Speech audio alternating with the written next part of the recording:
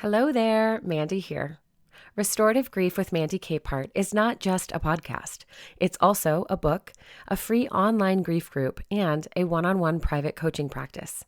If you are interested in learning more, visit mandykapehart.com to find out how restorative grief can help you heal heart, mind, body, and spirit. Welcome back to Restorative Grief with Mandy Capehart. You are listening to episode 204, titled The Call I Can't Make.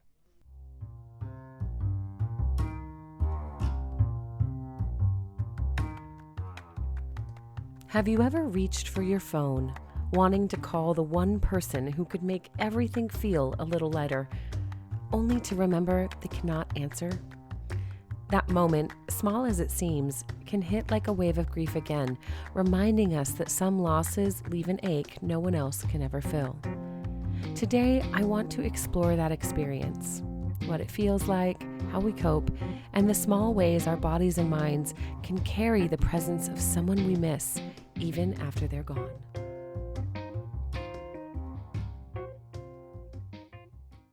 You know, there are days in grief work that just hit harder than expected and completely out of nowhere.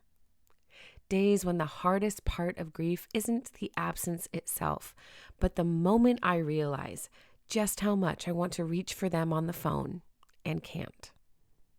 It's a strange ache, this longing for one particular voice when so many loving people surround me. I hesitate even to put this into words because I don't want those I care for to think they aren't enough, because they are. But grief is not about enough. It's about the way one person can become woven so deeply into the fabric of our being and our everyday that no one else can replace the role they played. Recently, I went in for what was supposed to be a routine doctor's appointment with nothing dramatic. But I walked out with more information than I wanted. You know, one of those moments where your body feels heavy before your brain has even caught up.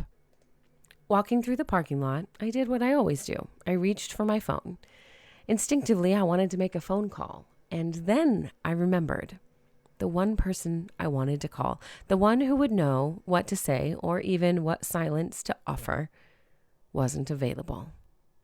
Everyone else that I love is still there, just a dial away, but they weren't the one person. And somehow, I physically forgot I couldn't reach them.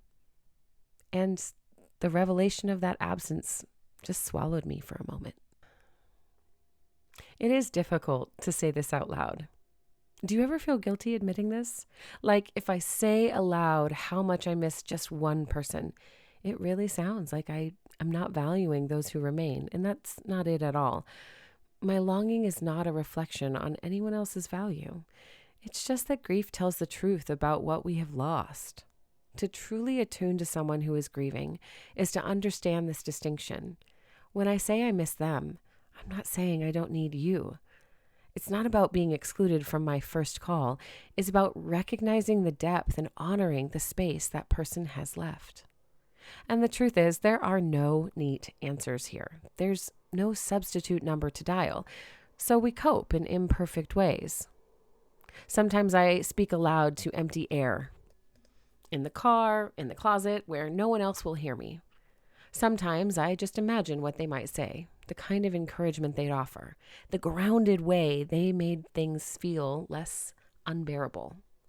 And sometimes I just cry because the weight of it all and trying to make sense of it is too much without them. And when the silence feels unbearable, sometimes I just go back to basics. I'll place my hand on my chest or give myself one of those butterfly hugs, which if you've never tried, it's just crossing your arms and tapping gently on your shoulders, alternating sides. It's simple, but somehow my body remembers that this means comfort. Sometimes I'll hold my own hand and imagine I'm holding theirs. These small gestures are not solutions, but they are reminders. My body still knows how to seek comfort. My body still remembers what it felt like to be safe with them. And this is how I carry them into my present, even as life insists on moving forward. They are frozen in time, but I am not. And so I bring them with me in imagination, in memory, in tears, and in the quiet rituals that anchor me when I feel unmoored. Lately, I've even wondered if it's possible to co-regulate with someone who's gone, and there is actually some fascinating research behind this. Stephen Porges, who studies the nervous system, talks about something called neuroception, and we've talked about it here before. Basically, how our body senses safety around us. And what's wild is that just remembering someone who once made us feel safe can shift how our body feels in the present. Isn't that incredible? So when I call to mind the cadence of their voice, the warmth of their hand, or the way they made the world feel bearable, something in me softens. My system, in some small way, can settle. There will never be a replacement for the call I can't make. That call I do make, it probably won't get easier.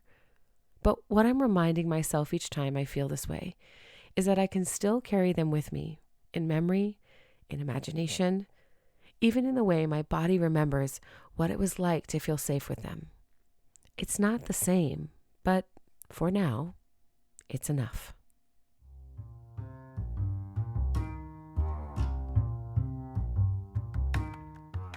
Thank you for listening to episode 204 of Restorative Grief. I hope this story is one that helps you soften toward yourself. It's too easy to become critical when grief lands in our laps like it did for me in this story. It's much kinder to let grief open the door and wait patiently while it finds a safe place to sit. Grieving isn't our permanent state, but it is a state of being that deserves attention when it arises, just like every other state we can experience. Being with ourselves in the midst of our own upheaval is the work, and that work might save you. If this is your first time listening to the show, I want to say thank you and welcome, and I hope that you'll stick around for more. Be sure to subscribe to keep receiving weekly encouragements and insights about loss, and leave a review if you love what you heard. Thank you as always to my patrons and financial supporters of the show. The work is heavy, but your partnership makes it lighter. And as always, before we go, one last thing. Please remember, the only solution for grief is to do the work of grieving. Thank you for listening. I'll see you next week.